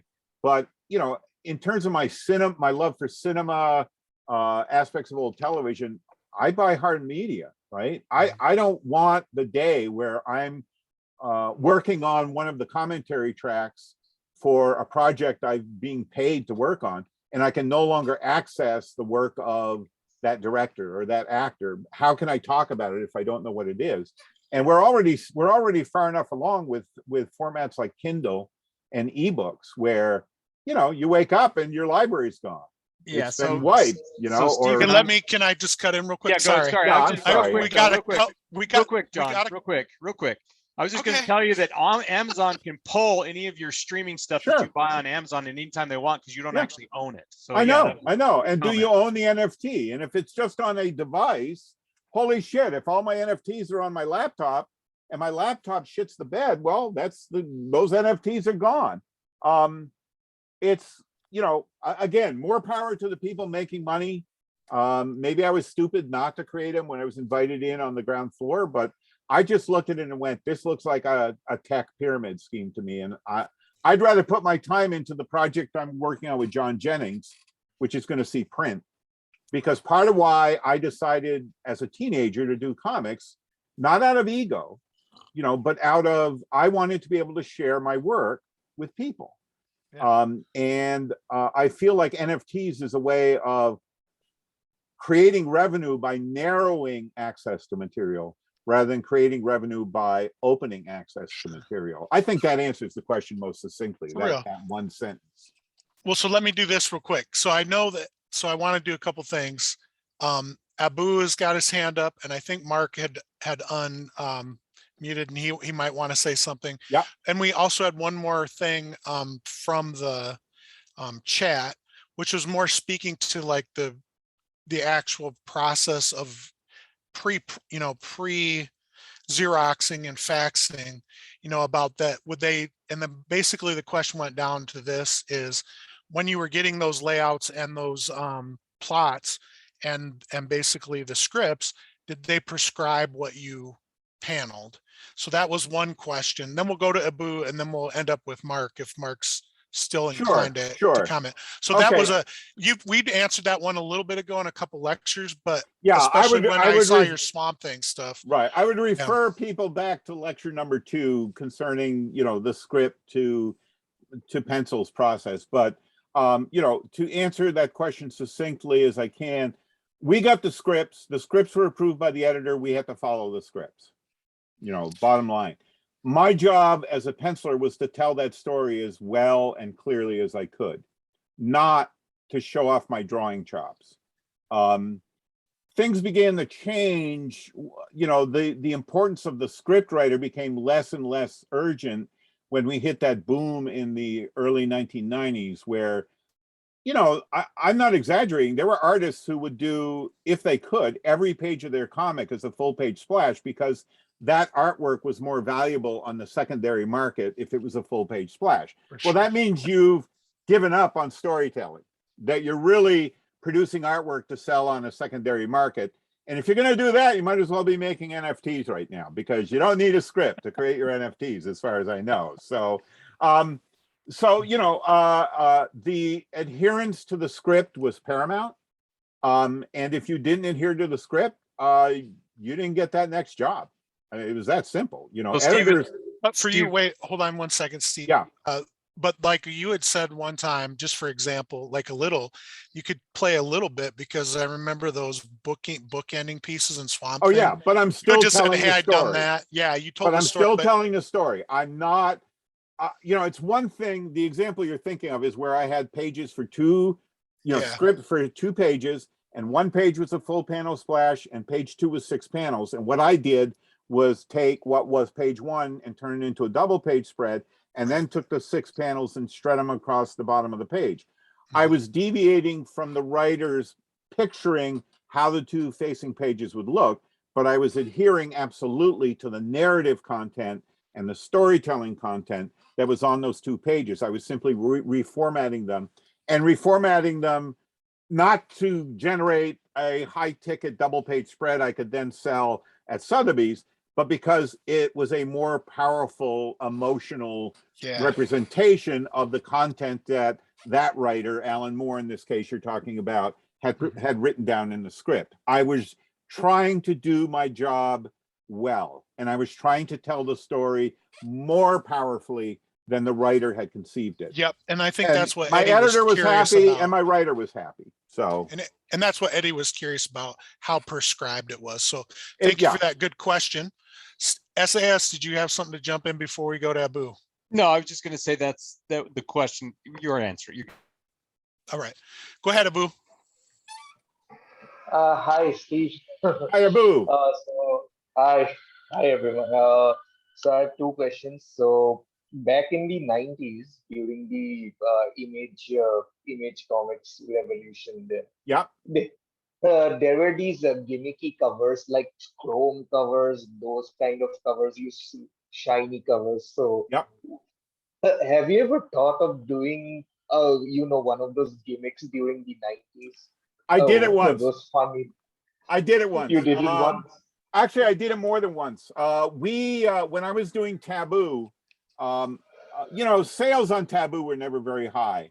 And Mark Arsenault, who's here on the screen, may start laughing at some point because, we were working with an outfit, Tundra Publishing, where there was a marketing department. And they were always trying to come up with, come on, Steve, you got to do something so that we can push sales.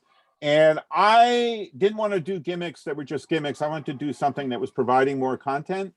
So we did something like with one issue of Taboo in the pre-orders only, meaning, the orders that were placed by retailers before it went to the printer, we would shrink wrap into that issue of Taboo a little, we called it a Penny Dreadful, but it was a mini comic that Neil Gaiman and Michael Zulli had put together as a preview of this serialized graphic novel they were going to run in Taboo called Sweeney Todd. So that meant that working with Mark Arsenault and Mark Martin, who were, the production department at Tundra at that time, we priced out with a local newspaper printer. I think it was a newspaper printer in Springfield, Massachusetts. How cheaply could they print up on their newspaper presses these black and white little mini comics? And when newspaper outfits do that kind of printing, you get hundreds and hundreds of copies, and they come in these wire bundles. They just strap wire around them, and you immediately know that the top 10 and the bottom 10 copies you got to throw out because the wires are going to cut into it. But it's so cheap that we had what we needed to then shrink wrap at the printer with the book, so that those initial boxes that went out were the same issue of Taboo. I think it was Taboo number 6, shrink wrapped with the mini comic on the back of the book. Okay, that was a gimmick, Abu, but it was original content and it was a cool thing. Then with the next issue of Taboo, because the marketing department of Tundra liked that we had done that, it didn't really increase the sales, but it was cool.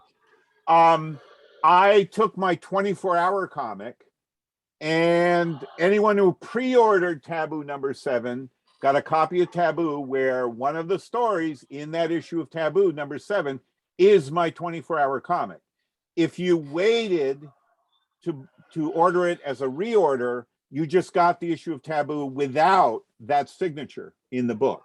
And it was easy to do because 24-hour comic was a 24-page comic, so it was a signature. It was easy to bind them at the same time with or without that signature, if that makes sense to folks. I also, when I did Tyrant, my dinosaur comic, Tyrant number 3, that's when gimmick covers are everywhere. And the thing with the gimmick covers, and I won't waste everybody's time talking about them, the look on Abu's face should have communicated to you, his attitude about them, which I share. But distributors wanted self-publishers to do that. They were asking us, what are you going to do like this? So what I did is I You could buy Tyrant #3 two ways when you pre-ordered it. You could either get the plain comic, or you could pre-order for an additional $1 the gold edition, which had the logo printed with gold ink, and I hand signed every copy using a gold Sharpie. So that meant I had to hand sign, like, I don't know, 3,500 copies. And it added to my workload because I had to personally ship those and box them from home since I was signing them there. But for my printer, it was easy. It meant that at one point in the print run, you know, they then ran those covers through a second run in the press using the gold ink that they had, right? So that was that's the only time I ever really played with that Abu.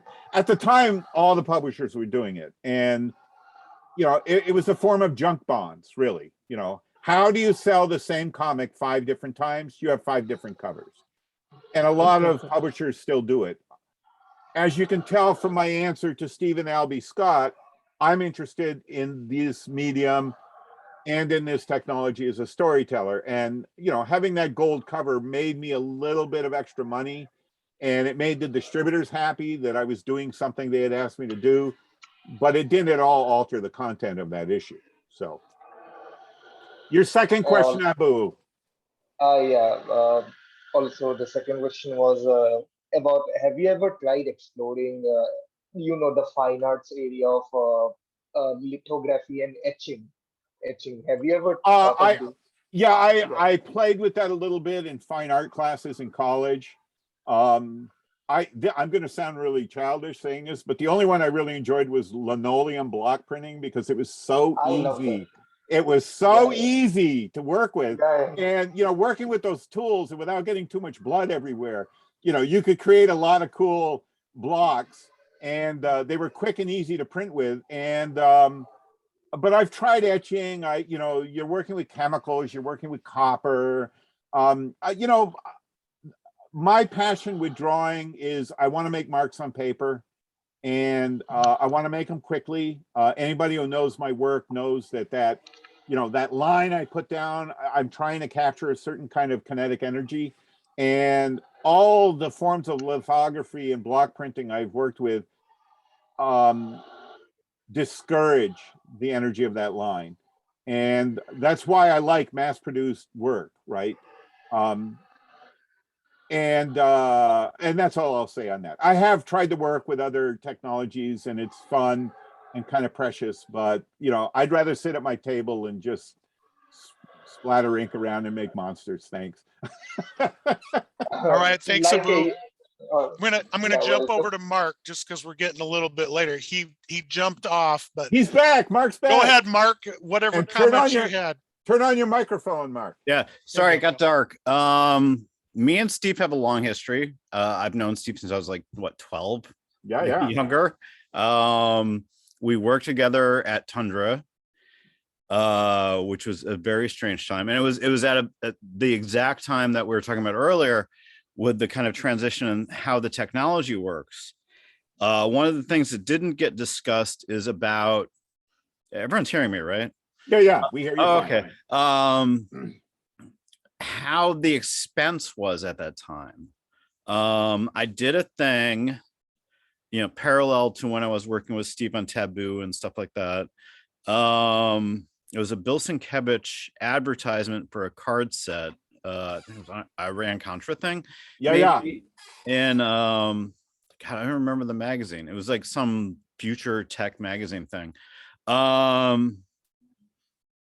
And the way the expenses worked with even the cost of proofs and everything, you know, you could do files digitally like you can now in Illustrator or, you know, now InDesign and stuff. And I do want to actually talk about InDesign more, if we have the time. That you know, you could do them on the computer, they made sense. And then, but you sent them to a printer, and it was called RIP technology, what processed, you know, the bits through to a print, would choke on these things, and you would get cost overruns that were insane. Yeah, I mean, yeah. the transition period at that time was so cosmically screwy. The way it impacted directly was I won't name the colorist, but when computer color was new, Kevin Eastman, who owned Tundra Publishing, went to San Diego Comic-Con and came back with the good news for me that he had located a colorist for this Craig Russell H.P. Lovecraft adaptation we were going to run in a planned 2-volume set called The Illustrated H.P. Lovecraft. Everybody in the book had done their work at $100 a page.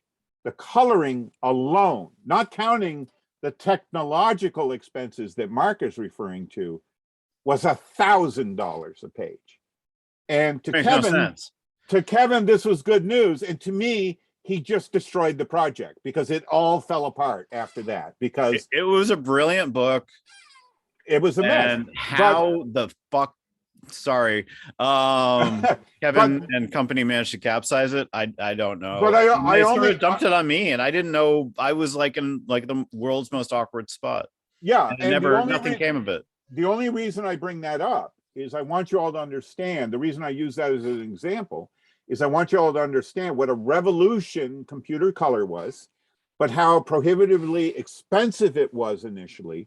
And this is why in 1992, when Image Comics launched using different coloring technology than any other publisher was using, Image had an immediate fist into the marketplace beyond the fact it was Todd McFarlane, Jim Lee, et cetera, et cetera. Well, And they had the smarts to get the lettering guy on board. well, that's true. And the other thing I want to mention is Malibu Comics was the other publisher who had, they had evolved a computer coloring technology that they could more affordably wield.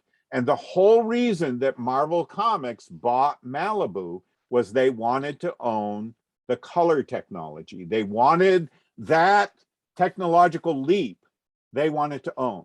And that's a case history that Mark and I experienced in different ways in different projects, where it suddenly made sense to us when the news broke that Marvel had bought Malibu, because we knew, oh, they bought it because they wanted the print technology. It had nothing to do with the content, but look where it went, right? Everybody, where did any of the Malibu content go? Well, nowhere, right? Well, no, wait a minute.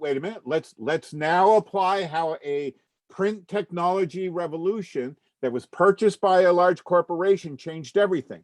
What was the movie that kicked off what became the Marvel Comics universe? It wasn't a Marvel comic, it was Men in Black.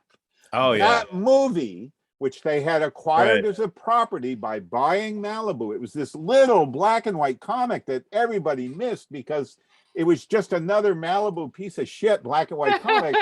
That became the property that allowed the whole MCU industry to take off, because it was a perfect property to adapt into a multi-million-dollar CGI Rick Baker makeup fest, and the public ate it up. And that was, that propelled everything. And those are the kind of I'd still watch that movie today. Great movie. But for the record, Blade 2. That's all I gotta say. Right. I only use it as an example of how a print technology revolution has unintended consequences, and it really changes everything. And I don't read that. I mean, I just bought that Time. I mean, we went through hell. Oh yeah. We watched an entire pre-press House of the Old School go under. At our time with Tundra. It was horrific. Yeah, and I don't want to derail the conversation to that case history, but we experienced the downside of that technological revolution. But the upside was when Rick Veitch in his little studio up in West Townsend, Vermont, watched that happen. Rick went, all right, I have to control the technology I'm using for print. And now we have Rick Veitch creating print-on-demand comics. He's already gotten 6 issues out there. He's doing so well. Different projects, and he's doing it all. And Rick put himself on the learning curve that I avoided. I made an early choice of, well, I learned the wrong lesson. I went, the hell with computers. I'm just going to stick with what I'm doing. Rick looked at what happened to us all and went, right, I've got to master this technology so that I can control all my work. And, you know, and we're seeing the fruit of it today. So that's the happy ending to that. If you haven't done it, you should get Max Immortal and the new Oh, yeah. Rarebit Fiends, because Max Immortal, Rarebit his new work Right. is brilliant Yep. as anything he's done. Yeah, great. and he's his doing all so of his well Sun with it. Press stuff. It's super, Like his sales man. numbers are phenomenal. Yeah. Like So- real. Okay.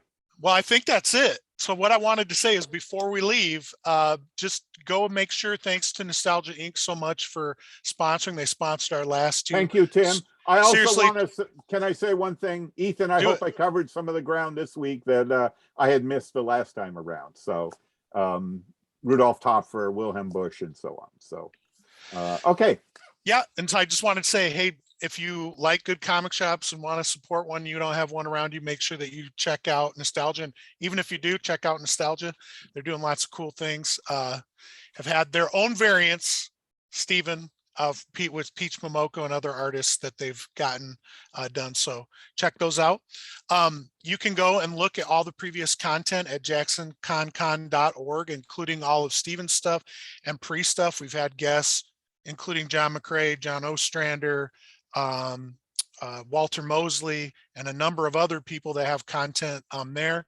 You can look out, like I said previously, if you want to get a copy of our little chat book that's coming out and you really want it, you're just not a total freak collector like me, and you need to get everything that anybody ever talks about, let us know. And in 2 weeks, tell everybody that you got, get it out there, spread it out online. John Jennings is going to be here. It's going to be a phenomenal discussion about Black Panther, Afrofuturism, and beyond. It's going to be really great, and we'll get to spend some time with him. I just want to stress what we're covering are the foundations of Afrofuturism. So Right on. But what I'm saying part of is, why I asked John in is so that he could converse a bit about the more current stuff. What I'm going to be doing is presenting really, you know, where the bedrock was up to the early 70s, and then we'll conversationally cover some of the what happened after. But my goal was to really sort of provide a base education on where Afrofuturism arose from, including, again, Sun Ra, which I will be talking a bit about. perfect. So. I'm looking forward to it, and the So- orchestra. So John, real quick, Yo, the idea being that this discussion that you have, Stephen, next in 2 weeks is the springboard for our next season. So the next season, we're actually going to be doing Afrofuturism. And Oh, so, cool. so that's sort of like why we were very excited that you were able to do this. So, Well, now I understand. So now you understand. I wondered why you chose that. It's like, okay. Well, we actually all voted, but we've been trying to get Afrofuturism for 2 years. We actually talked to Ta-Nehisi Coates a couple times, and then we also talked to N.K. Jemisin. Well, you got to talk to John Jennings because John is plugged in with everybody. Well, that's what's going to So- happen next. So this hopefully will be the start of a beautiful friendship. beautiful. So All right, on that note, yeah, you guys Yeah. have a great night. Everybody, thank you so much for Thanks for coming. coming, Tim. Make Good to sure see that ya. you remember in 2 weeks also we have the giveaways.